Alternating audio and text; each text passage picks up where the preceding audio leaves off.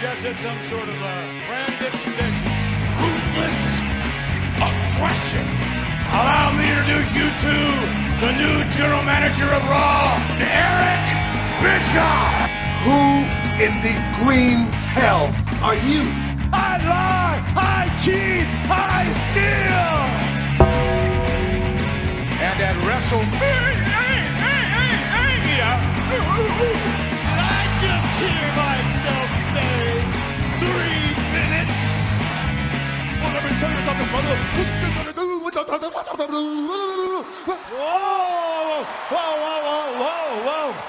Whoa.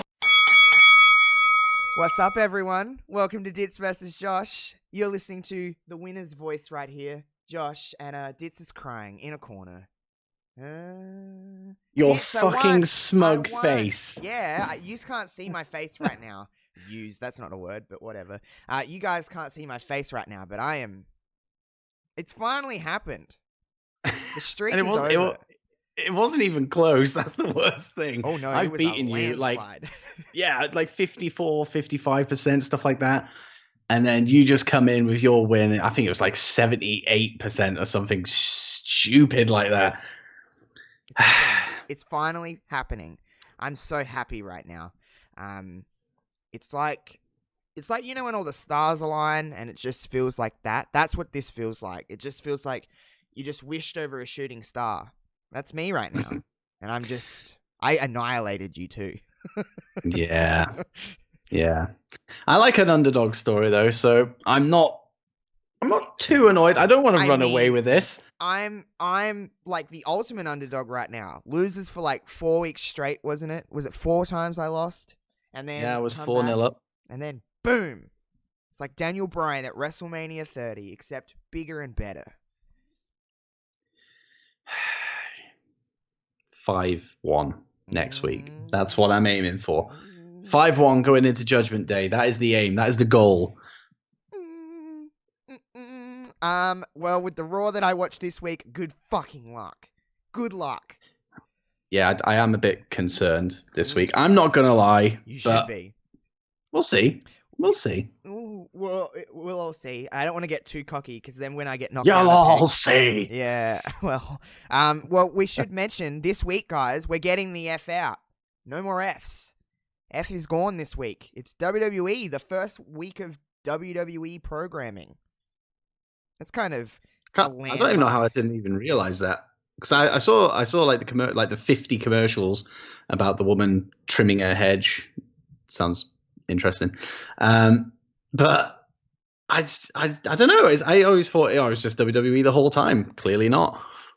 Nope. We had WWF programming last week, and this week is the first week of WWE programming. So I guess kind of like a landmark week in history of WWE. I guess. Winds of change. And of course, Raw has it first. Yeah. You get everything first, and I have to sit by and wait. I don't even know what day my show airs. I think it's like Thursday at this point. It's a Thursday night SmackDown at this point. I think it was Thursday at that point. It didn't go to Fridays until a little bit later. I think. Yeah. You get the Raws after pay-per-views as well, and I get Mark Henry trudging out wearing the previous pay-per-views fucking shirt. I got that live feeling, you know. I got that like entertainment-driven juggernaut that is Raw. Yeah, not quite. Kind of. I mean, at this point, Raw is definitely the flagship. Oh yeah, without doubt. And I don't even think there was any question. It is still now, really, to a certain degree. I guess it's a little different now, but for the most part, it still is. I think. Well, I view Raw as like the flagship. It is. That's more synonymous, isn't it? I don't know. Maybe it isn't. That's a conversation for a different day. Well, I don't know if you guys can hear by the sounds of our voices, but we are famous TikTokers now, me and Dits. So this might be the last episode. We don't know, because we might be TikTok famous. We might just not have enough time for this anymore. So how the other half lives, hey? Yeah, it takes me about 20 minutes to doing a little video on TikTok. I don't have time for this show anymore, to be honest. Honestly, some of the time I've spent on some of my TikToks is embarrassing because I just keep watching them. So let's not even go there. But you can follow me on TikTok because that'd be fucking great because I want more followers. And I'm sure Dits does too. Yeah, I need to boost my 39. Oh, you got more than me. I've only got 34. Yeah, baby. I mean, I'll take that as a victory. Yeah, you can have that as your victory this week. For now. Follow us on TikTok. We're gonna get us while we're on the ground floor because when we go, we're gonna forget about all of you. And so. Yeah, you can say I knew Dits and Josh way back when. Yeah, exactly. And we'll be like, so, who's this person? Who are you, Mags? Go away. Oh, poor Mags. I pick on Mags so much, but he does it to me too. So, get fucked. Get absolutely wrecked, Mags. Well, let's get into some raw action because I'm raring to get going for 2 segments in particular that are just absolute masterpieces. Fair. The moment you say to me that your Raw has been really, really good or it's been like car crash good, I'm like, yeah, it's these moments that I'm glad you go first. So you kind of set the tone. Great word to use for this one. Car crash is a perfect word to use for this one. Car crash. Some would say a truck crash. We'll get into it. Teaser. Planting the seeds. All right, so May 6th, 2002, WWE Raw from Hartford, Connecticut. We just come back from the UK. Insurrection was a couple of days ago, so... Oh, yeah, I forgot that was a thing. Insurrection, Raw's premier UK pay-per-view.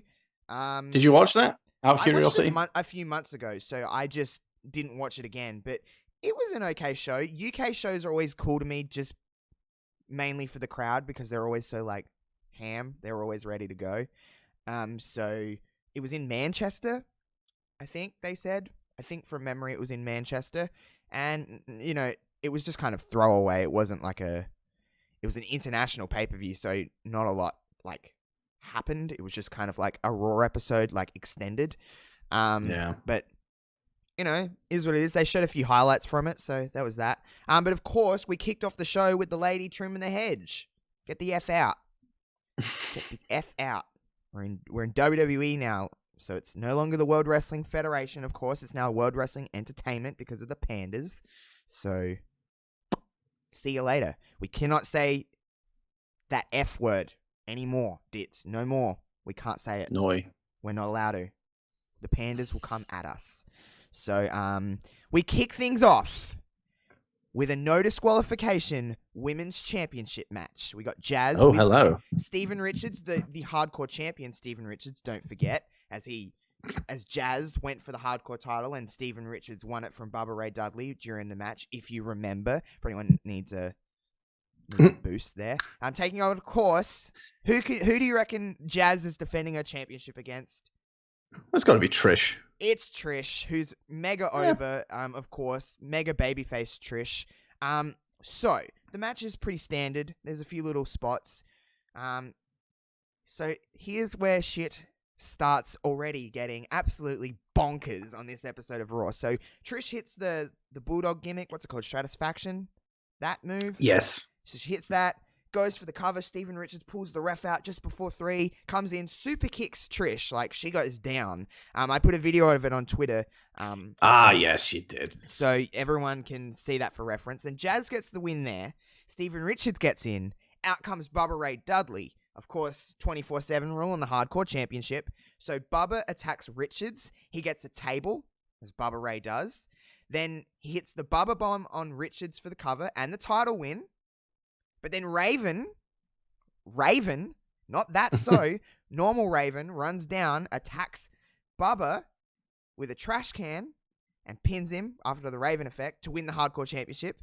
Then Just Incredible runs out and attacks Raven and wins the Hardcore Championship. Then Crash Holly comes out and pins Just Incredible for the Hardcore Championship. Then Bubba Ray smashes Crash's head and wins the Hardcore Championship. No. He just smacked Crash in the head. Then Trish Stratus covered Crash Holly and won the Hardcore Championship. Then Jazz sprays Bubba Ray with a fire extinguisher because Jazz gets back in there to attack Trish, but she gets Bubba, and then Bubba can't see and powerbombs Trish through a table. So Trish has taken 2 bumps. Then Steven Richards pushes Bubba out of the way and pins Trish, and Steven Richards is the hardcore champion. And then Bubba Ray picks up Trish and walks off. That is a cluster of madness. I was watching it, I'm like, holy fuck, it all ended with Steven Richards being the hardcore champion again. Oh, that was their opportunity to make a star then. Disgusting. Out of which one? It was like 40 title changes in this segment. It started off as a women's championship match and ended in a hardcore championship match. That fucking title, honestly. But yeah, so of course Steven and Jazz run off and they're like, ha ha ha, joke's on you. And then Bubba's all sad because he powerbombed Trish because he couldn't see. And then takes her away. Trish took 2 bumps from men in that match. So good on you, going. Trish. But then the show takes a little bit of a dive here. We go backstage to the NWO. And of course, X-Pac is wearing Kane's mask because they took out Kane weeks ago. 6 months ago. It feels like fucking years ago. But Scott Hall and Big Show, of course, they're in the dressing room. And tonight, of course, it's going to be that monstrous main event of the NWO taking on Ric Flair, Stone Cold, and Bradshaw. So I'm super keen for that. Scott Hall, basically, this is a pretty throwaway backstage segment. Scott Hall's just like, let's do this, blah, blah, blah, blah, blah. We go to the ring, and out comes the NWO. Big Show's ranting and being like, I'm big and I was in the main event of WrestleMania 2 years ago and now I'm doing nothing. So that's when the NWO came along and are going to rise me back to the main event status that I am. Blah, blah, blah, blah, blah. He did main event WrestleMania. It was a shit one, though. Yeah, well, WrestleMania 2000 really doesn't fucking count, does it? So, so he was talking about WWE New York, if you remember, or WWE New York. He was talking about that. You know, you're just ranting and raving. I was like, shut the fuck up. Ric Flair came out, and Flair's like, shut up, Big Show, blah, blah, blah, blah. Flair's like, I hate the NWO, get fucked. I can't wait to get in there in the main event in the 6-man tag. Basically. That's basically jolly good it. time. Yeah, great. So we got another title jolly match. good time. We got another title match, and it's the Land of Dits, the European Championship. Spike Dudley, of course, the current European champion, taking on William Regal. Now, so this is where we need to talk about Insurrection. So at Insurrection, there was going to be a match between Spike and William Regal, and Regal attacked Spike before the match and hurt his ankle. So he sprained his ankle and was like, I can't compete. And England was like, get fucked. We want William Regal to win, basically. Here the roles are reversed because Regal's getting booed, Spike's getting cheered. He wants Spike to forfeit the title. Blah, blah, blah, blah, blah. Just before the match starts, Regal attacks him, but this time the referee allows the match to continue, and Regal ends up winning the European Championship. That's not what we're going to talk about here, because of course, Regal's going to attack Spike after the match because he's a cockhead. But the save is what we need to talk about here. So as Regal is beating up Spike, D'Lo Brown comes out to save Spike. He's still there? Apparently. And I was like, what the fuck? D'Lo Brown, and he hits Regal with the lowdown, or Sky High, whatever it's called. The pickup one that's like a spine buster. I think that's Sky High. Or is that lowdown? I don't know. One of the moves that he had. And yeah, and then he sent Regal packing, basically. I was like, D'Lo Brown? What? So you got Mr. Perfect running around. You got D'Lo Brown now running Justin around. Incredible running around. What the hell? I didn't even know he was there. Raven and Crash Holly. What's going on? I don't know, but D'Lo Brown come down and he saved Regal. So there's that. We go backstage, of course. Ric Flair's there, as he always is. And he's with Arn Anderson, and they're talking, and NWO have promised a surprise tonight. What could it be? The NWO. Oh my. So Flair's like, I'm going to go find out what this surprise is. So he's walked off to the NWO dressing room. So, teaser for later. Ooh, what's going to happen? 7 new members. Okay, the second greatest segment is about to happen on Raw. It's an earlier today segment. Booker T is out at like a 7-Eleven, and he's hiding from Goldust because he's had enough. He has had enough of Goldust. I live for this. So, Booker T is around in 7-Eleven, and he notices the WWE cups, like the little memorabilia cups with people on them, and he's going through, and he's like, Rob Van Dam, Stone Cold Steve Austin, The Rock, where the hell is the Booker T cup? And he's going around, and he's like, goes up to like the cashier at the thing. He's like, where's the Booker T cup? And he's like, have you sold out of the Booker T cups? And he goes, the guy's kind of like looking at him like a weirdo, like, what the hell? Booker's like, what are you looking at? Turns around, and there's Goldust. And Goldust is standing there, and he says, in Goldust voice, I would buy all the Booker T cups if I could. And Booker's like, what the hell, Booker T stuff. And basically, Goldust is like, please be my tag partner. And Booker's like, get wrecked. I don't want to be your tag partner. Get out. Stop following me to 7-Eleven. And then Goldust is like, as Booker T walks off, Goldust starts eating something, but like really Goldusty. It's weird as fuck, but it's so funny. And he's just like how Goldust is. Booker's facial expressions in these are just so good. These two are just so good together. Anything they do is just gold. Like, why is it so good when Booker and Goldust are together? It's such a weird pairing. I'm devastated that you're the one that gets to enjoy that as well. It's like, these little segments like this are just genuinely like high spots of Raw. I don't know. But anyway, we go backstage. Go to a high point to a low point. Ric Flair is there. He's looking for the NWO. He finds an empty NWO locker room. Oh my. He goes up and he goes to the thing and he sees a hat on the ground. It's an APA hat. Gasp. Flair says that that's an APA hat in an NWO locker room, but it can't be right. Surely not. And Flair is not happy. He walks. Does he say that aloud? No, he doesn't say that. that. That's what I was gonna say. Yeah, Flair goes, I can't believe there's an APA hat in here. No, that was my narration. Sorry. Oh, sorry. All right. Classic. So we go back. This is a very key part to our main event piece right here. So the Undertaker arrives and tells the security guard to watch his bike because he knows that Hogan's around and he doesn't want anyone touching his bike. He says to the security guy, I won't be long, just watch my bike. But in the background, we see the NWO standing in the parking lot waiting for someone. Bum, bum, bum. Who could it be? Oh my God. Suspense. Again, suspense. I'm leaving all these teasers. So next up, we have Shawn Stasiak taking on Brock Lesnar. They teamed together at Insurrection to take on the Hardys. What? Yeah. Did they face last week as well? Yeah. Yeah, they did. But interesting. They teamed together at Insurrection in a losing effort to the Hardys.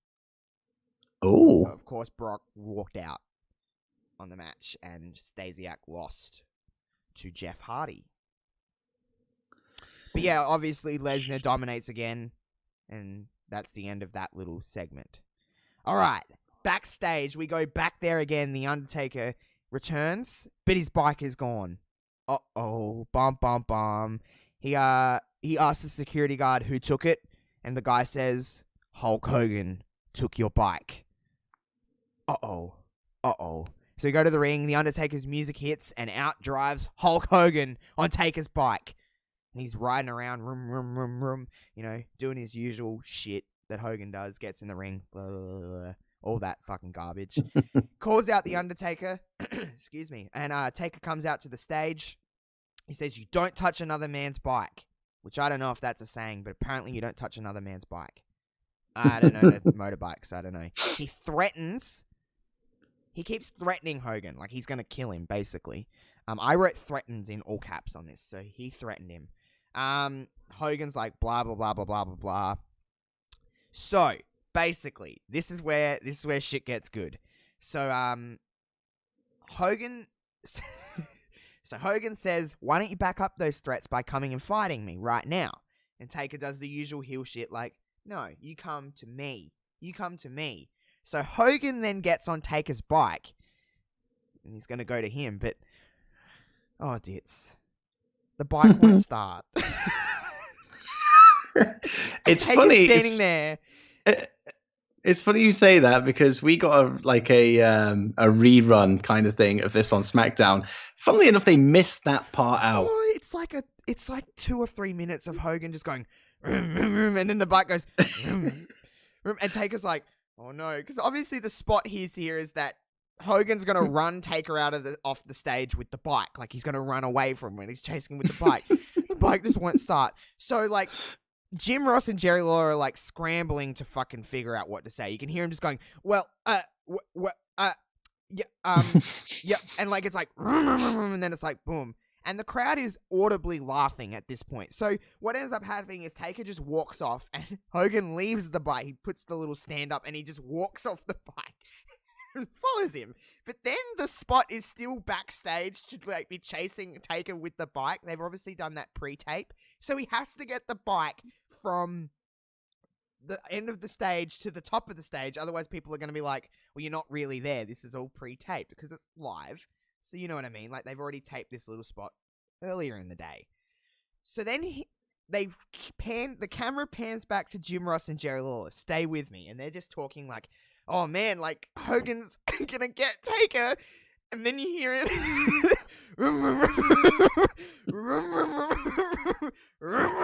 I'm like, oh my God. And the camera then shows Hogan again. And he's just on, like, he's made it like a little tiny bit further up the stage. And he's just like, like, oh my God, this is going on forever. He finally gets it started and it's like going. And it literally feels like 15 minutes at this point has just passed. I think it's only been about 4, but he was stuck. And like, it was so awkward and uncomfortable, and it just made Raw the best show ever. I just couldn't get over it because couldn't have happened to a nicer bloke, you know? Like, get fucked. This is what you get. So yeah, So basically, he chases Taker around, and Taker ends up getting away, and he's like, gets his bike to like the backstage parking lot area, and he says, Taker, if you don't get here right now, I'm going to do something to your bike. Doesn't come, so he gets in this truck that's just happened to be parked right in front of this bike, gets in the truck, and Hogan runs over Taker's bike with the truck. Boom. How dare he? Yeah, and gets out of the truck, and he's doing all these like arm things, and he's like, brother, and walks off. At least he was able to start the truck. Yeah, I mean, this was... Well, it must have taken a few takes, at least. I'm sure that you could find this on YouTube for anyone watching, and you did. Just type in something to do. It's May 6th, by the way, everybody. If you need to look up the date and go on the network, it's May 6th. It's around 30 or 40 minutes into the show, and it is the most uncomfortable, awkward mess you ever watch, and it's one of the greatest Raw segments ever. I just couldn't like it more. It was trying to be so intimidating, and it just wouldn't start. I was wheezing. I was like, oh, fuck. I was like, uh-oh. But we move along. We've got a tag team match. Eddie Guerrero and Booker T are going to take on Rob Van Dam and Jeff Hardy. Quite the little duo right there. This match is all centered around the fact that Goldust tries to help Booker T, but gets in Booker T's way. There's a spot where, RVD or Jeff, I can't think of who it is, throws Goldust over the top rope as he gets into the ring. He runs in, tries to help Booker, gets thrown, and as he's getting thrown out, he hits Booker, and Booker tumbles down. It's a whole mess. But the ending of this match is really cool. So Jeff Hardy goes up to the top rope, does a swanton onto Eddie, but as Jeff is just about to land, RVD had already started his 5-star, so it was like a literal split second of them moving out of each other's ways to hit their finishes. It was cool as fuck. Because I thought it was going to go wrong. I'm like, Jeff isn't going to get out of the way. He's going to get frog splashed. But he just got out of the way. And it was cool. So RVD got a win over Eddie Guerrero. IC champ got pinned. It's good to see that they're actually circling back round to that feud. Because then it randomly was not a thing last week. Yeah. But they're definitely still going. Okay. We go to an interview. The coach, Jonathan Coachman, is interviewing Terry Runnels. Terry's here. Tonight, she is challenging Molly Holly to a swimsuit challenge. Why? Oh, you'll find out why. So, Coach is standing there and he's like, a swimsuit challenge? And she's in like a little like robe, you know, typical diva stuff. And she shows Coach, but not the camera. She just shows Coach like what she's working with. The Coach is like, "Ugh." He just like has a fucking jerk off basically in the middle of the show. So he like climaxes and like, ah. And Terry Lawler. Why did I call her Terry Lawler? Ooh. What the fuck? That's a weird image. That's... Terry. I just call it Terry. Terry then put on a robe and walked off. So yeah, tonight, co-main, by the way, spoilers, it's the co-main, a swimsuit challenge between Terry Runnels and Molly Holly is to come. Okay, backstage, Ric Flair's there again with Arn Anderson. So Flair is telling Anderson, he said, hey, there's an APA hat in the NWO locker room. And he says, nobody actually saw Bradshaw get beat up by the Big Show. And he said he's going to go confront Bradshaw. He's going to do it. But we go to the ring because it's time for the swimsuit challenge.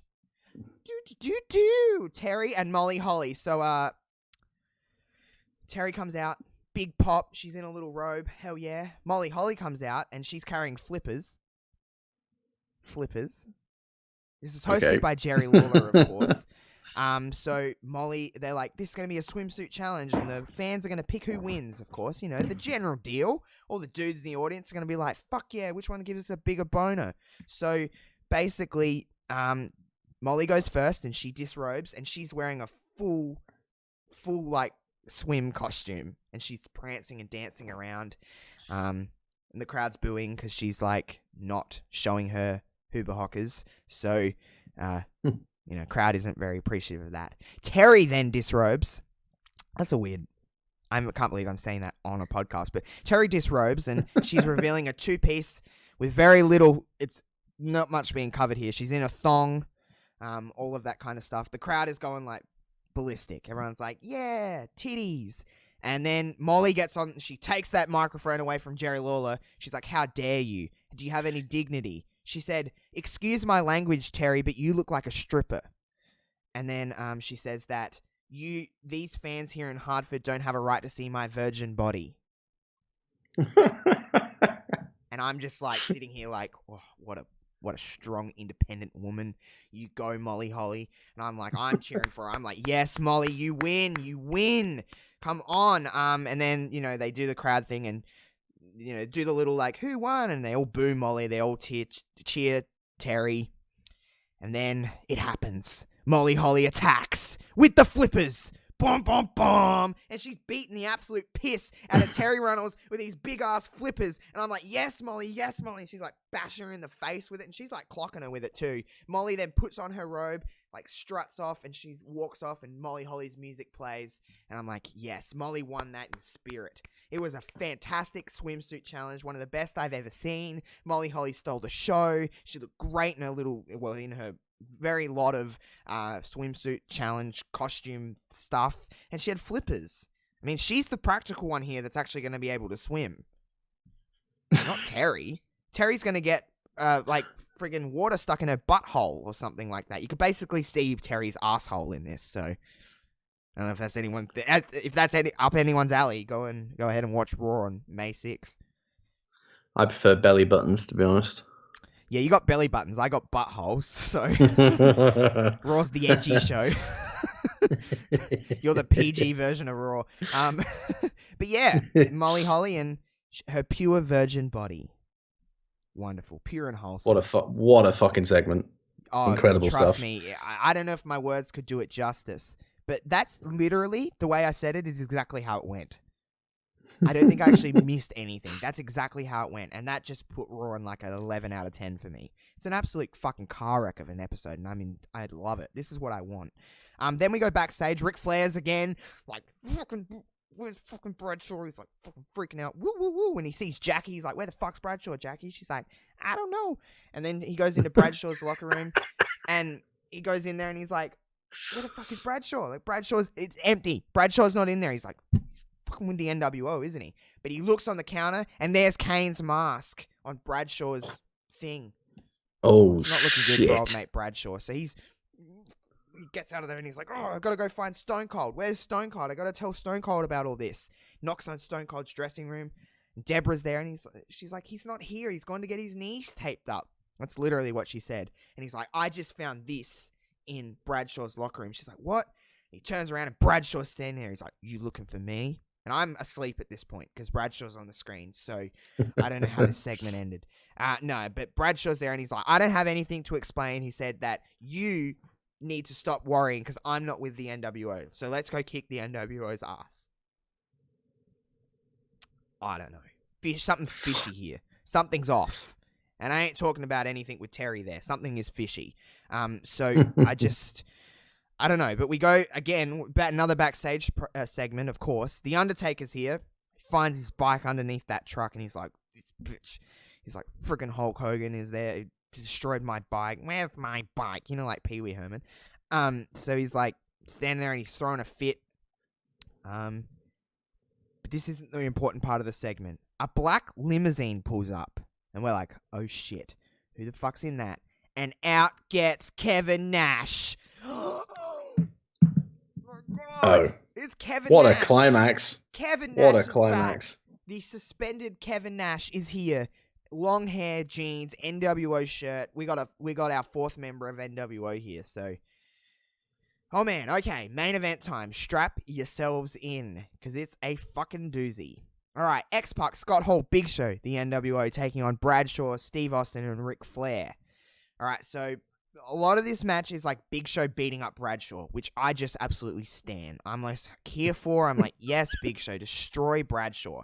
But eventually Bradshaw knocks down Big Show, and then it's just like this main event is like just chaos. Like there's just brawling happening and blah blah blah blah blah blah blah blah blah.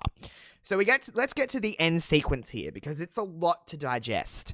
So, we get a ref bump. Ref goes down, of course, because it's a 6-man tag on Raw. Of course, a referee is going to go fucking down.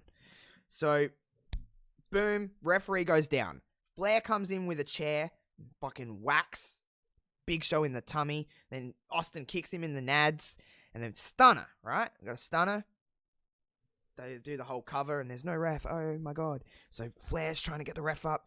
And then Flair's like, I can't wake the referee up. Austin goes over and he's like, come on, ref. So he grabs him. He's on the outside, the ref is, and he grabs him and drags him in the ring. Turns around, pachoom. Flair hits Austin with a chair. That bastard. Boom. He whacks him over the fucking head, and Flair gets on the microphone and says that at Judgment Day, it's going to be the Big Show and Ric Flair taking on Stone Cold Steve Austin in a handicap match. I don't even know why. I don't know why he attacked him. Well, I understand why, but I don't know. Where's his alliance here? I spent half the show of him running around the fucking arena, like fucking, finding clues. I think he wanted to frame Bradshaw, which is fine by me. You can frame Bradshaw all you want. But notice Bradshaw was not an integral part of this story, thank fucking Christ. He was not involved in any of this. But to end the show, we got Austin tapping out to a figure 4. Oh. And Big Show and Ric Flair are celebrating. But why? I guess we'll find out next week, hey? Oh my goodness. Raw goes off the air with Ric Flair and the Big Show holding hands and jerking each other off. What an episode. Yeah. What a fucking shitstorm.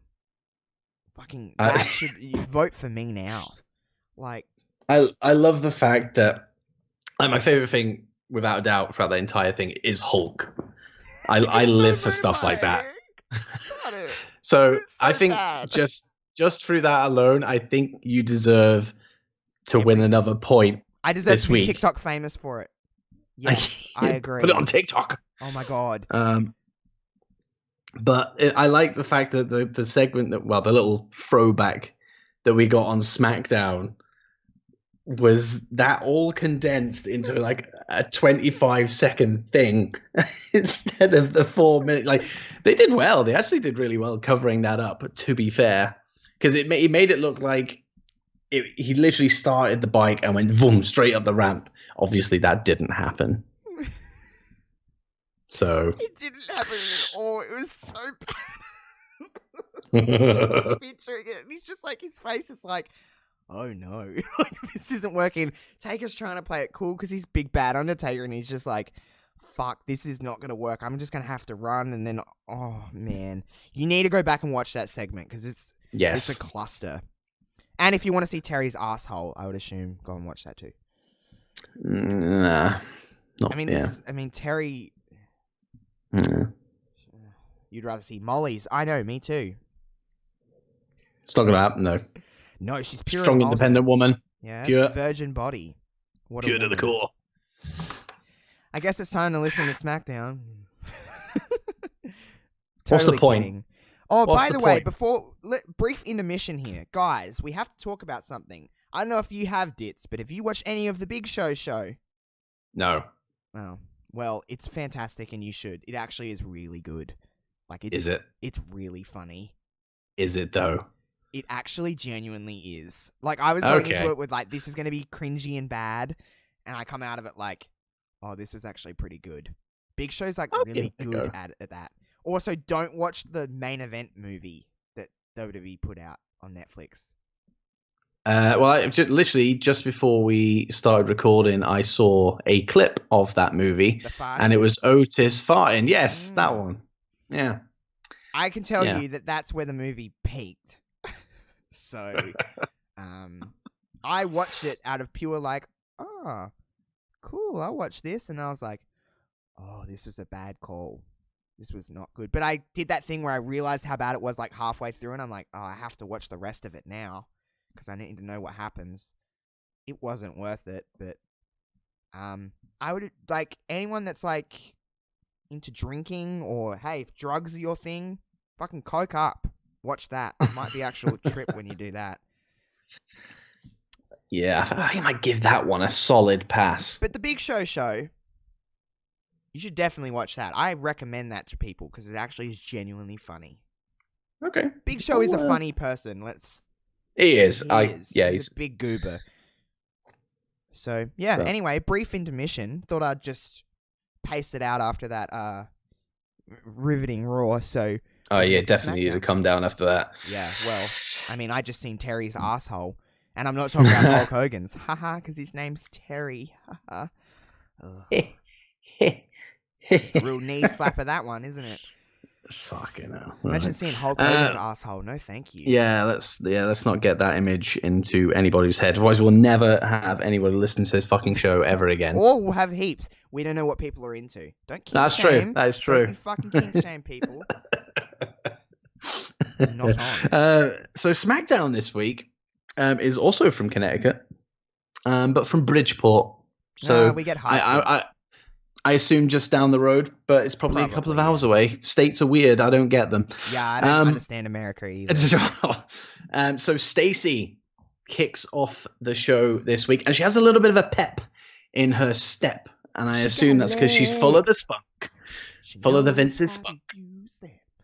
Sorry, I say full of Vince's spunk. It's probably dust at this point, but is Stacy coming out to "She Got the Legs" at this point, or is that later? Oh, she had, or is she like boom, boom, boom, boom, boom, boom, doom, doom, doom? Is it that? Is it all instrument? Is that one all instrumental? Yeah. No, she has vocals in this one, so I'm assuming it's that because I remember she came out and I was like, I like this. This is quite. Is it ZZ Top?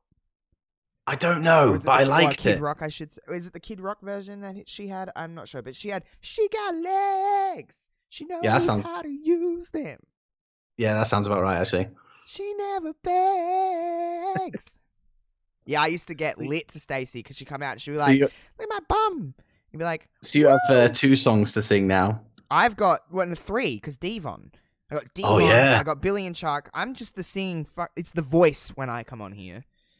It's always on my show. Yeah, I'll put you over. My spotlight. Needs a little help, you know. So yeah, she comes out all happy, introduces Vince to the ring, says, yeah, here's my boss, blah, blah, blah. Vince is pissed. Apparently not drunk, but pissed off about something. presumably something to do with Triple H and interfering in the Undisputed title match last week. And he asks, this is disappointing, by the way. I was gutted by this. He asked Stacey to get a microphone. And you know how Stacey exits the ring and kind of enters Shows the her ring? bum. You know, the whole like Yeah, like, look at my bum. 90-degree, here's my ass kind of thing. She does that. Vince pervs. And he goes, actually, no, don't worry about it. Don't worry about it. That is peak creepy Vince on this week's SmackDown. Devastation. Last week we had him like licking out her belly button. And then this week we just have just a bit of a perv. Just a little hello. See you later. It's a On it's your a letdown. bus. On your bike. Link. But then, he calls her back in, says she's a model employee, somebody that will do anything she's asked to do. And then says he wishes that he could clone her. Oh, that's weird. Well, he made it Yeah. weird. That's kind of Yeah. weird. But well, I mean, belly buttons, clones. Yeah, he's hitting it out of the park, really, at the moment. Wow, that's odd. But he segues that into bad employees, specifically targeting Triple H, funnily enough. Oh, this Says... Says although it wasn't direct interference last week because he just played Taker's music, he still got involved. So now he's telling Triple H that he needs to stay at least 10 feet away from him, social distancing, and obey everything he tells him to do. Wow. Well, With a smile. He has to do it with a smile. Social distancing before it was even a thing. He's doing more social distancing then than he is now.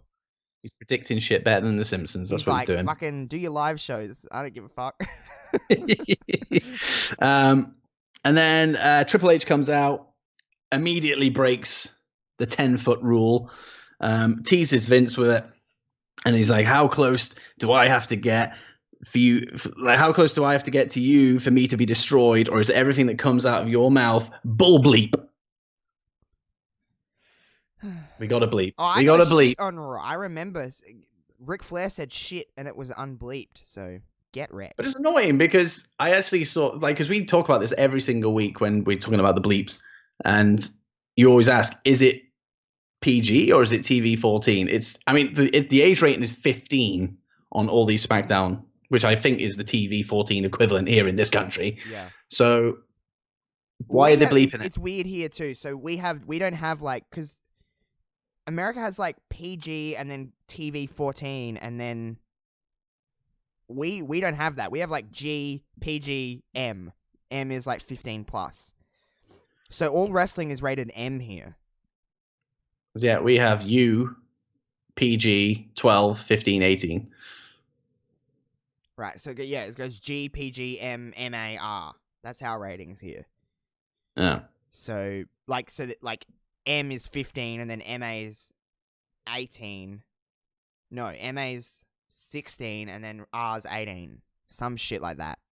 But yeah, PG and M. So wrestling's always rated M here. It always has been. But in America, it's lower because their ratings are different. So I don't understand. Yeah. But either way, based on the fact that the episode said it was a 15 here, bull bleep should have been bullshit.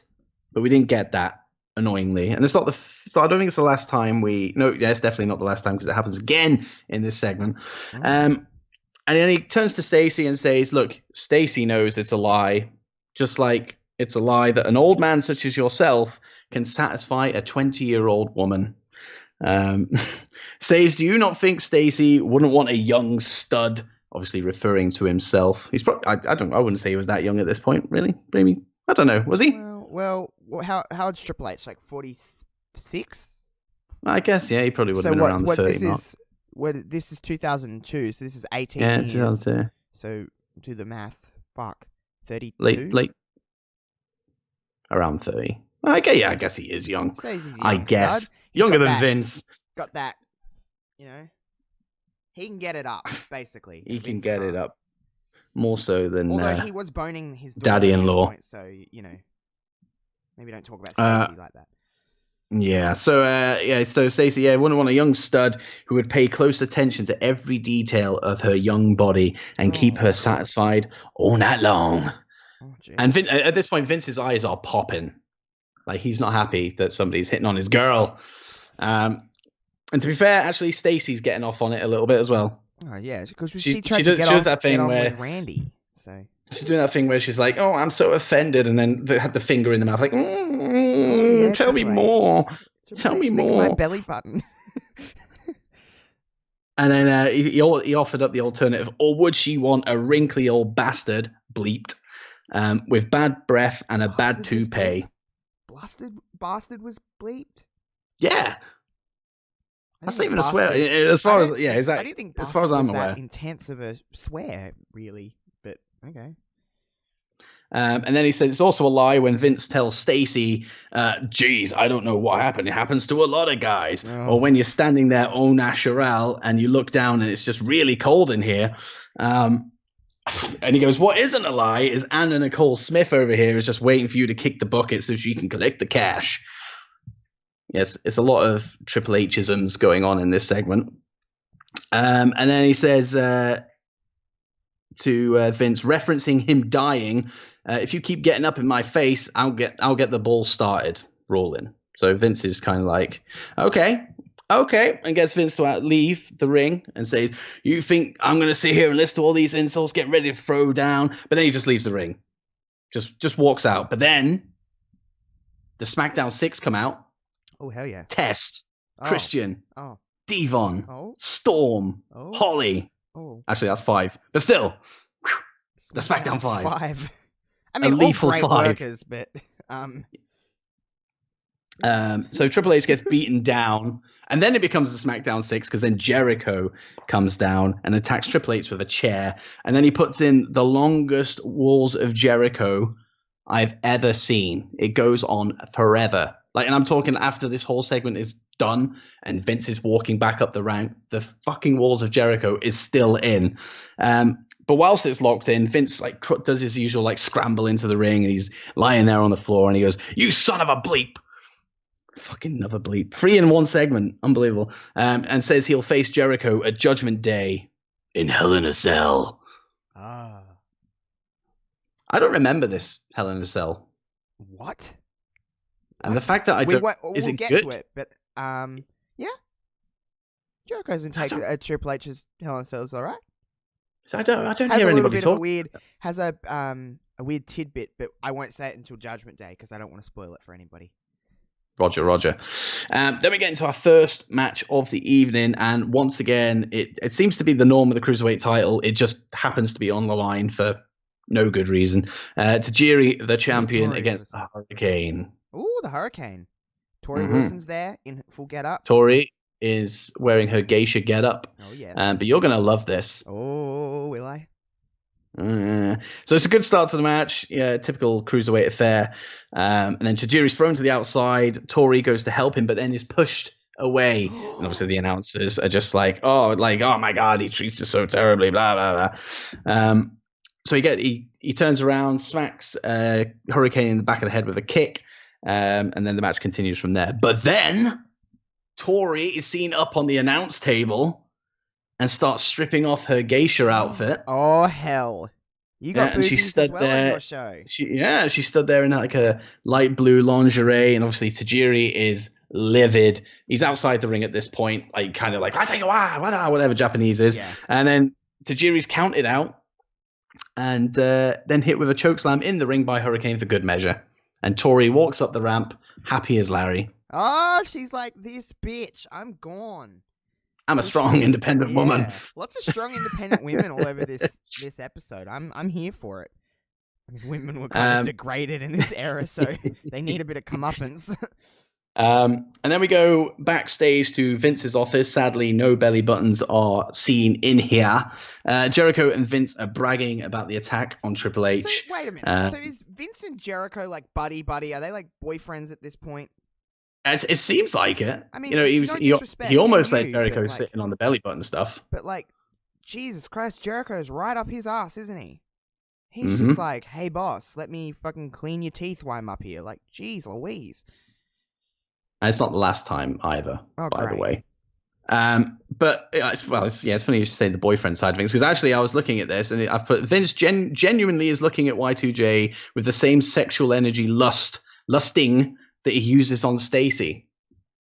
I mean, no hate. So- Do what you want, Vince. If that's your thing, go ahead. But like, Jericho's not a bad looking guy. no, Jericho's a good-looking guy. Vince is So alright.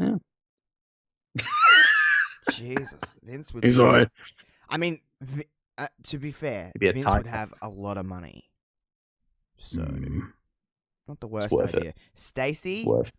I see you, She's Stacy. yeah. I see you, smart girl. Yeah, Not just she a knows pretty what she's face doing. over there. Jericho says he'll end Triple H's career at Judgment Day. And then Vince McMahon says, you know what? I'm going to get Triple H to compete tonight against Devon. Call my name. Testify. Testify. I'll get the pipes ready. And says if Triple H refuses to complete, I guess you could say, compete in the match, he'll be terminated. And then we go from there to a really weird segment. Go to the locker room where the Hurricane is kind of like, feeling the effects of his match against Tajiri. And Al Snow comes in wearing a Spider-Man like football jersey type thing. And bigs up the new Spider-Man movie. And he was kind of like, Spider-Man, now he's a superhero. Oh man! And of course, So, Hurricane takes offense. Oh man! Spider-Man with and Tobey says- Maguire was coming out. So Yeah. And says, he takes Spider-Man one-on-one. While Spider-Man's like flipping and swinging and all that shit. That Hurricane was just, I'll just slam him. And they're like, oh, what's up with that? I was like, all right, okay, great. So a Hurricane could beat Spider-Man one-on-one. And then Al Snow says there's some really good medication out there that could help you out. Hurricane sees the Spider-Man tee as if he wouldn't have realized Al Snow was wearing it anyway because it was clear as day when he walked in. And says he can wear a Hurricane t-shirt instead. So he lifts it off the side where all the gear is. But behind the t-shirt is a note. What Al Snow labels is a hurry note. A hurry note. And it says, congratulations, now you're a star. Unfortunately for you, I know who you are. And then Hurricane says, could be the work of that jealous Peter Parker, and then flies off. Hey, you thought you had mystery on your show with the Kane mask and the APA fucking hat and all that shit. Well, we got horror notes on this show. horror notes. That's maybe one of the worst things Al Snow's ever said. And I mean, he was on Gut Check on Impact, so To be fair, there was a few hurry related used to do stuff. that. So yeah, From memory, yeah. anyway, Hurricane used to always have those horror puns. Hurry puns. Hurricane, yeah. Horror puns. So then we go to a match, and we have Test versus Mark Henry. You'll be happy to know that Mark Henry has ditched the Backlash t-shirt. He's no longer out of date. In fact, he couldn't be more relevant if he tried, because he's wearing a Get the F Out t-shirt. See ya. Get out of here. So there's that. Of course, this feud has been long standing because of the whole World's Strongest Man stuff. And we had 3 minutes of 1 week ago, 2 weeks ago, 3 weeks ago, little replays of what happened as if we need reminding. And it's a decent back and forth to begin with. Mark Henry showing his, power and all that stuff. But then Test is hardly a small dude. So he gets the upper hand. And this surprises me. I don't know if this was the norm because I don't remember that many Test matches. But he went to the top rope, which I don't think I ever really saw Test do that often. And he did a crossbody. But it wasn't like a fall down crossbody like a lot of people do. Like it was an actual decently executed crossbody. One of Test's finishes was an elbow drop. See, I didn't realize that. It's a diving elbow drop. Yeah. And then he gets caught. Mark Henry slams him. And then Mark does a military press on Test, which is very impressive. And then Test, kicks out and then finds himself on the top rope again and then does his elbow drop, which I was just like, huh?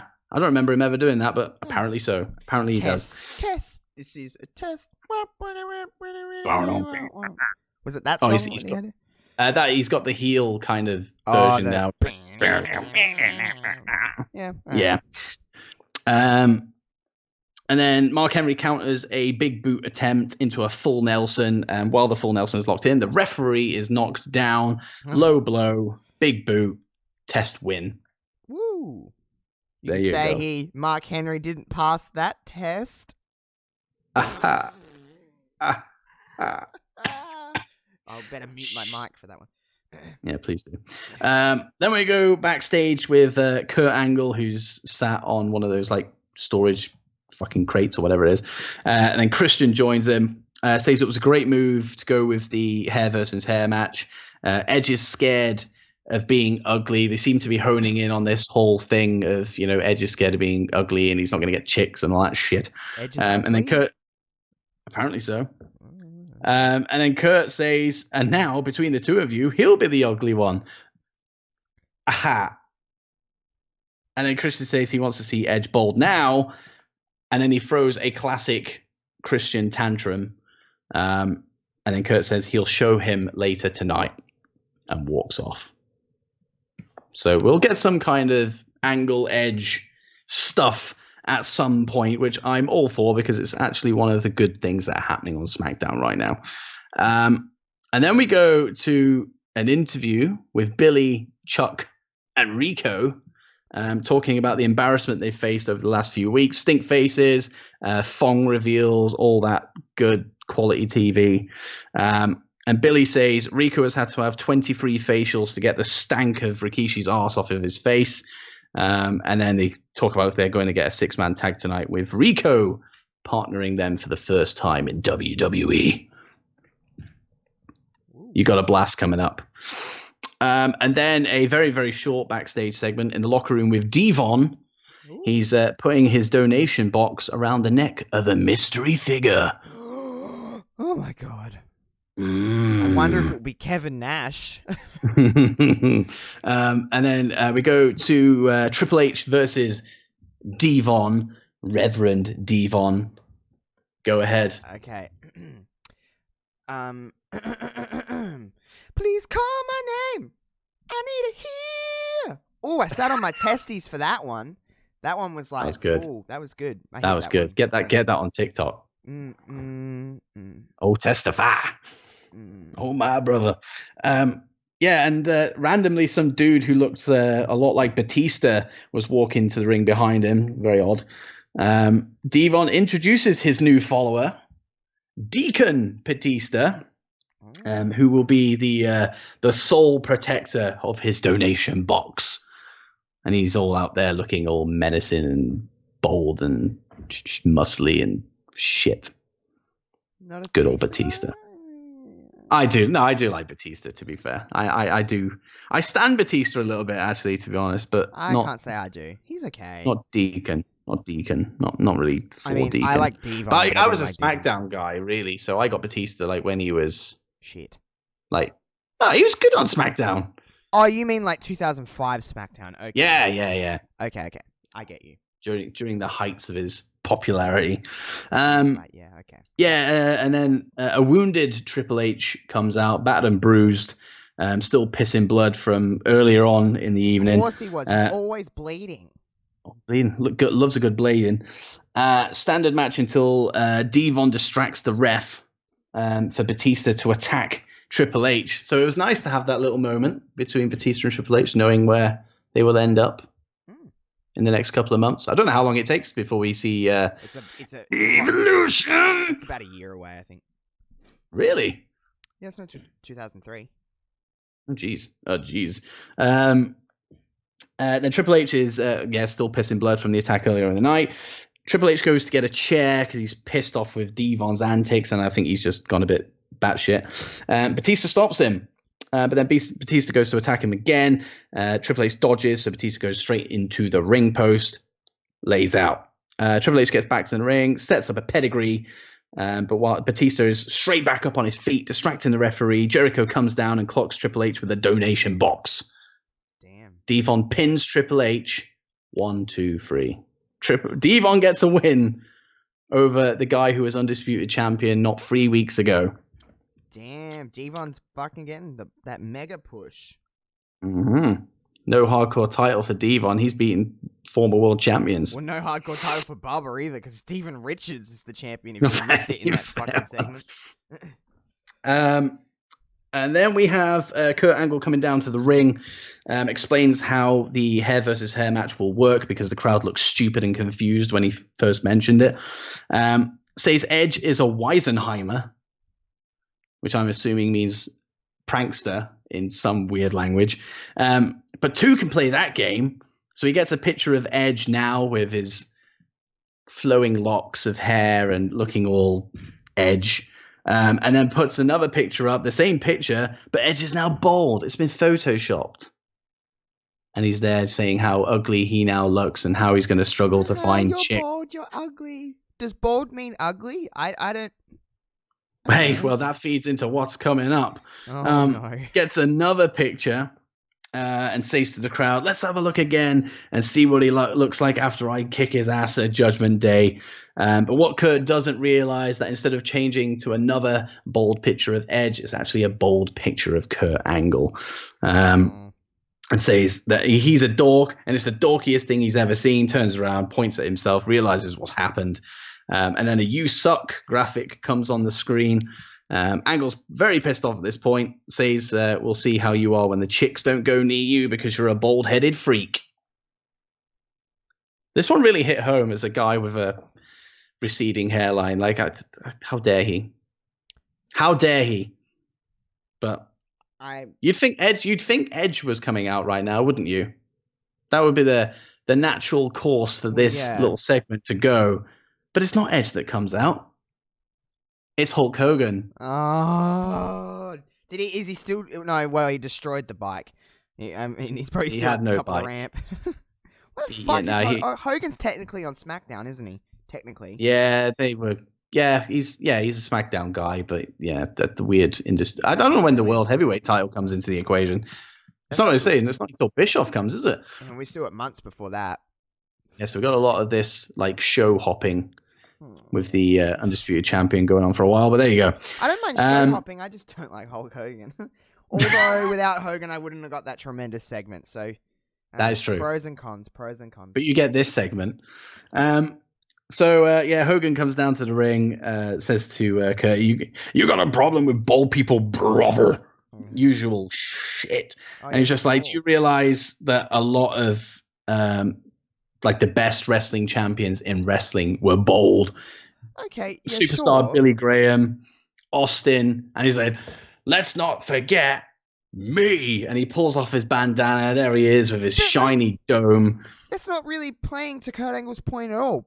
Kurt Angle didn't say they were poor wrestlers. He said they were ugly bitches. Yeah. And then he says, shows Angle his dome and says, if Edge doesn't get you at Judgment Day, then Mother Nature will. Because of Kurt Angle's receding hairline himself. Rough. That's great. Mother Nature that does that? Apparently so. Isn't it the weather? I don't think it has anything to do with your wearing hairline, too many hats. All right. Wearing too many hats, yeah. Cool. Kurt then says, if Taker doesn't take the title from Hogan at Judgment Day, Angle will do it. He's the only real American in WWE. Whilst you were saying your prayers and eating your vitamins, I was training to become the single greatest success story in modern athletics. Boom! Fucking mic drop, Hogan, you silly little bitch. Fisticuffs then ensue. And the most terrible fucking big boot I've ever seen executed on another human being in my life. Like, Hulk Hogan could barely get it above Angle's thigh. It was bad. But Angle sold it and, tumbled out the ring and away he went up the ramp. And then was speared by Edge when he got to the very top. But you wouldn't have thought it because the announcers completely, it didn't even acknowledge that it had happened and carried on talking about Hogan and Bold and all that shite. So if you were in the kitchen and you had this on, you wouldn't have even known that Edge came out, which is odd. Usually if something like that happened, they go blah blah blah. Oh my god! He speared him on the ramp. Yeah, you didn't get any of that. So nice. I just thought that was a little strange, but there you go. Sounds awesome. And then we go back to Vince's office, and Jericho, funnily enough, is still in there, well, back in there. And then Kurt barges in, saying he wants Hogan. No, he wants Edge. No, he wants Hogan. No, actually, he wants Edge. No, actually, no, I want Hogan. No, actually, I want Edge. Your face, fucking guy. I'm just like lost. That went on for like a good 20 seconds. It was like, okay, right, whatever. And then Vince says, you know what? You can have both, because tonight it'll be Edge and Hulk Hogan versus Angle and Chris Jericho in the main event. Yeah, good stuff. And speaking of good stuff, here we go. Billy, Chuck, and Rico versus Al Snow, Maven, and Rikishi. Do your thing. You look so good to me. Damn. Gets better every week. I know. Goddamn. Literally nothing happened in this match. It was a complete non-event. Towards the end, Rikishi went for a stink face again on Rico. That got blocked. And then a spinning heel kick from Rico to Al Snow, followed by a Fame-Asser for the win. Damn. Sounds weird. Wasn't great. Standard, every single Billy and Chuck match is a spinning heel kick from Rico and then either another follow-up move from Billy or Chuck or just a direct pin. Like, it's getting boring. # Rico for world champ. I love Rico, to be fair. Like, he's the highlight of these three. Then we go to a backstage interview with Randy Orton. He's there talking about his feud with Hardcore Holly. It is a bad promo from Orton. Obviously, we see what he becomes like when it comes to promos, but this was bad. Like, he was stuttering. He was erming a lot. It was like, he's still green. He's talking about how he won't back down, and you have to take every opportunity in this business. Like he's learned from his dad, and blah blah blah. Standard 19-year-old, 20-year-old garbage. Yeah, essentially. And then Lance Storm comes in, puts down Orton, and how he's apparently the future of the company. Says it's all been handed to him. Whereas, regardless of the fact that he's one of Canada's best athletes and one of the best wrestlers to grace a WWE ring, he's been relegated to placing bets as Mark Henry bends frying pans. But no more. He challenges Orton to a match. Dum dum dum. Yeah. Which Randy, of course, accepts. And we go straight into that match. Randy Orton versus Lance Storm. Twist. Hardcore Holly comes out in a referee shirt. Oh, no. Oh, yeah. Of course, he is a bias breath, slow counts, general dickheadery. Orton hit. Orton. Do you remember when he used to do a crossbody? Absolutely. He doesn't do that anymore. Like this crossbody was nail it. It was great. Almost as good as his drop. Randy, I think Randy even now can do a lot more than he actually does, but he just doesn't. I like that. Me too. Get your fucking payday. Why am I going to do a crossbody? I'm not doing a fucking crossbody because he can. Like, surely he still could.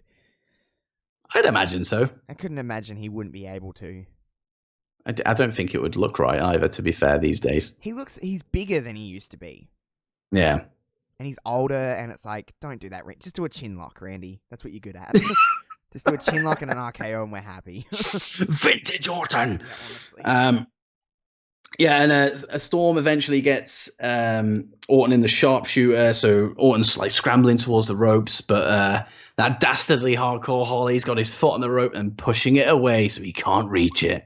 Orton taps, bell rings, and then shock, they attack him after the bell. But who makes the save? D'Lo Brown. None other than no. Same era though, Big Valboski. Oh. Well, yeah, that was my reaction. So he makes the save, runs them off. End of segment. Fantastic stuff. Then we go to Hogan's locker room. Edge has snuck in and he's trying on all of Hulk's gear and does an impression of him in the mirror. Hogan ends up standing behind him and Hulk shows him how it's done with all his fucking brother's shite. I was like, we'll show them that we totally reek of awesome tonight, brother. And then walks away, and then Edge is just like, oh my God, I can't believe he said brother to me. That's so cool. Edge, just wait 18 more years, bud, and you'll know what he's really like. So then we go to the main event. So we got Angle and Jericho versus Edge and Hogan. Not a great deal happened in this match again. Great. But it was decent. But it was all inevitably building towards that Hogan hot tag because he can't do anything else. Here we go, brother. Hits all his usual crap. But Angle pulls the ref out during a leg drop pin. And then everybody's in. Edge takes out Angle. Jericho takes out Edge. Angle low blows Hogan. Oh, no, sorry. Jericho low blows Hogan and locks in the walls of Jericho. And then Triple H appears on the ramp and he's storming down with a sledgehammer. He looks pissed. Like he looks like a man possessed. He's not happy and hits everybody in the ring. Jericho, Angle, Edge, Hogan, the ref. He's pissed off. Vince comes out and says, if you're going to hit somebody with that sledgehammer, then try me. Come and hit me. So he starts walking down to the ring, says, I'm going to give you an opportunity to hit me. And do you have the balls to do it? Because if you do, it'll be the last thing that you ever do. So he stood up on the apron and Triple H goes for like a full-on swing. Like if Vince didn't duck, he would die. Like it wasn't even just like I'll hold it back just in case. No, he went full fucking swing. Vince did duck. So Triple H like kind of swung and then turned around and was greeted by a chair shot from Chris Jericho. Oh, Jericho. So Jericho's been on fire against Triple H in this episode. And that is how SmackDown goes off the air. Yeah. Damn. Doesn't compare, does it really? Well, it does. They both had chair shots. Had a lot of Triple H segments. Fuck. A lot of Chris Jericho, which I don't mind. I had a lot of flair, so. But it was an okay episode of SmackDown. I'm not going to lie. By the time we got to around, I don't know, Orton Storm, I was kind of like, can this just fucking end now? Like, Lance Storm. Shout out to Lance Storm. If the only other person I put in front of him is Regal, but he's the best person to never win the WWE Championship other than Regal. He's like, so he was fucking like, good. I've said it a couple of times, like every time I've seen him wrestle while we've been doing this show. And again, in this match, like he was fluid. Everything was like spot on. Doesn't miss it. Yeah, he is amazing in the ring. He's just a fucking charisma fucking vacuum. Like he just has not like. Be serious for a minute. Storm was the best. Even like his backstage stuff with Orton, it was just like that is worse than what fucking Randy just produced, and he's green as fuck. Lance Storm, oh man, Lance Storm was so good though. Holy shit! Oh my god. Yes. But yeah, well, I had an absolute car wreck of an episode, and I loved every minute of it. They're my favorite kinds of Raws to go back and watch. That is like my alley. Give me a train wreck. You had a good Raw, to be fair. Had a sounds of things. Train wreck episode of Raw. So May 6th, everybody, if anyone wants to go and watch that Raw. Buttholes, cars, motorbikes that won't start. Lots of brothers thrown around. Mother brother, eh? See, I can't even sell my show on Creepy Vince this week because it was like the bare minimum. That's what I look forward to every single week, and I didn't get it. I'm slightly disappointed. I'm not gonna lie. I mean, I don't live for Creepy Vince as much as you do, but I stand Creepy Vince. He certainly is there, and I'm certainly very much aware of it. I'll put it at You're invested. You are invested. Come on, you are invested. Invested and liking is two different things. I'm definitely invested. I'm just not on that train. You're driving it. I'm pretty sure at this point. You're like, choo choo. Here we go. If we ever have merch, I'm lobbying for a Creepy Vince shirt. Just be him licking a belly button. You know, WWE like the things on the back of the shirt will just be on the back. Yeah, if there's anybody who listens to this that creates merch or designs stuff and is good at it, because we're both terrible, come up with a design and we'll have a look at it. Remember, just for shits, because you're not doing anything else. You're not doing anything else. If you're listening to this show, you're definitely not doing anything else. We're looking at you, Mags. We're looking at you, Mags. You piece of trash. He popped to that. Oh, Mags will be like, get fucked, Josh. Fuck you, Josh. And I'll be like, go record your episode of Shitlands. Oh, You're I'm such right, a you're- little fucking shit to him. He is to me though, so it's not like it's a one-way street here. He gives me a It's a lot tug of war of dickheadery between the two of you, It's like one which of is the only glorious people, to see. It's one of the only people on Twitter that I know that I can always joke with and I won't offend him. I'm not worried about offending him, and he's not worried about offending me, because I can take it as well. Don't worry. But I don't know if someone else did that to me. Like if a lot of other people did that to me on Twitter, I'd be like, I'm gonna block you, you little shit. Like fuck off. But Mags, I'm just like, ugh. Gets I a mean, free I block pass Mags to a the lot. soul. I block Mags all the time. We're always blocking each other. So bad. Shout out to Mags, to be honest. He is great. He is. Fingers God crossed on God that bless one. his God Fingers God and bless. toes. Yes, but so yeah, I don't know what we're talking about, but I guess that'll tie us up for this week. Make sure you vote for me again, so I can just keep this plane going. Mm. Let's not do that. It's a blue. No, I can't even justify a blue vote. But vote for the person, not the show this week. Exactly. Vote for it. We always vote for the people and vote for Red. Vote for me because I got buttholes over here, guys, and I don't have I've bleeped out got- words. What is I got Deacon Batista. I got Hulk Hogan making an absolute idiot of himself, and everybody loves watching that. So I got Tori stripping out of a geisha I got outfit. Terry's asshole. Yeah, I can't be that. I'm Yeah. done. I struggled at Deacon Batista. Yeah. It's Yep. not a good week for Dits. Not a good week for Dits. yep. Not a good 2 weeks for Dits. Technically 3 weeks. Oh. Hey, let's while we're wrapping this show up, you now have a co-host on Dits on Wrestling. I do. I thought I'd finally take the plunge. And to be fair, actually, I have a lot of this show to thank for being able to do that, because this goes obviously back last year, but since we started up again, like I really enjoyed having a co-host. Well, I guess it's kind of your show and I'm the co-host really, but it's good to have somebody to bounce off of. And then I found I was doing a lot of episodes with Anthony, and I was just kind of like, this just kind of makes sense for you to come on. Every episode you do is a fucking home run. And, I always, I don't really want to delve into stats and all that kind of stuff, but like they are the better episodes that I do. So I was just like, it fucking makes sense. And I can't keep fucking convincing myself that it's my show. I need to do it all on my own. Like, no, like let's bring him in because he adds a lot to the show. And we're able to do a lot of fun stuff together, which is good. And I'm happy. That's good. We always want Dits happy. We do. Hey, here's a little bit of a ego boost for you as well. For the first time, my network's been around for about 5 weeks. This is the 5th week. So the last episode of Dits versus Josh was the first episode to be the most played of the week on the network. You beat Reverb. Yeah, You beat baby. Reverb. My baby. You beat my baby.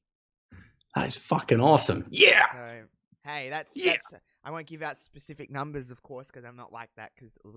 But yeah, Dits versus Josh beat Reverb. Reverb's always been the killer. And All this creepy Vince has fucking done it for me. Yeah, it was the belly button thing. That's what it was. It must have been the title. What was the title? It was the belly buttons, buttholes, and Bradshaw, something like that. Yes. So we buttholes, Yes, it was. and buttholes in this one. I was like, what is this show? What the fuck is it? That's why they listen to it. They're like, what the fuck is this? What is this shit? At this point, I don't know. It's just something that exists and will eventually become a TikTok exclusive fucking deal at some point. Oh my god. My erection is hard for that. So I'm not going to plug any of my shit other than my TikTok. Just saying. It's the same name as everything else. Josh Robinson 00 on TikTok. I put out okay TikToks. Mine are getting kind of okay. I'm like starting to get the hang of this TikTok thing now. I'm like, okay, sign me up. I usually record about 14 TikToks a day and release about 2 because I'm like, oh, I can't put that on the internet just yet.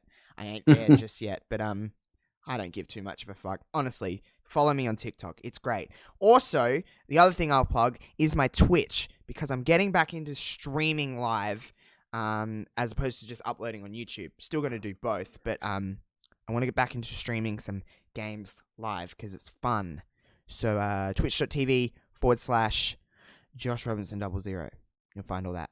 Other than that, just keep listening to the network. It's fun. I can't believe it's been 5 weeks already. That's crazy. I believe this is the 5th week. I think. Might even be the 6th. Yeah, saying that, we've done 3 episodes of this and then a 2-week break. So yeah, 5 weeks. 5 weeks, boys. Jesus. I'm just kind of in the zone now. In the zone with it all. It's going well, everybody. For anyone that wants an update on the network, I would say that it has been nothing but a positive. It's good. Which is good. I'm glad to be a part of it as well. On the number one show on the network as well. The number one this week on Josh Robinson 00 Network. The number one show. I'll put out one of those WWE Did You Know things. It'll be a network one. Did you know Dits vs. Josh was the most played episode of the week? This week it's like the least played. Alrighty, guys. Well, that'll do us for this week. Until next week, it is the go home for Judgment Day next week. So in a couple weeks, we got a Judgment Day to review. So that's exciting. Hell yeah. Get a Hell in a Cell match in there. Yeah, I'm looking forward to that. So yeah, next week is the go home shows to that show. Make sure you vote red or vote blue accordingly on who you want to vote for. Blue. Dits will say blue. I will say red. You guys know what to do. Go to the Dits vs. Josh handle on Twitter to vote for that. Once you've listened to this episode of the show, it'll be the pinned tweet as Dits controls all of that. If you want to see Trish Stratus get super kicked by Steven Richards from this week's Raw, then feel free to go to my Twitter. I tagged Dits vs. Josh at some point, so I don't know if it was retweeted or not, but it'll be around at some point. You will see it in the Twitter land. So if you need a little bit of an extra nudge to see what I experienced on Raw, then that was in the first 3 minutes of Raw. So quite the time. Boom. Until next week, we'll see you on the next one. Peace out.